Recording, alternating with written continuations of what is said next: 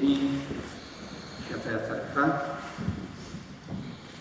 poča głęboko asensować tu tajemnicu Bożego Narodzenia, tajemnicu Królestwa Chrystowa. Spradwieczny Syn Boży stał człowiekiem.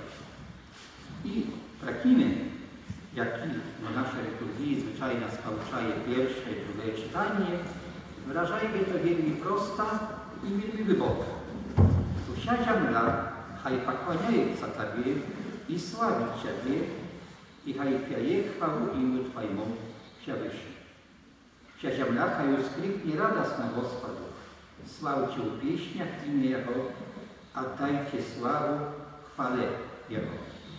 Zrozumiała, że radość tego świata znachodzić wyraz u naszym śpiewie, u naszym duchowym pokłonieniu Gospodu naszemu Jezusu Chrystu, jaki narodził się od Ciebie u Wiflejemskiej wieczory.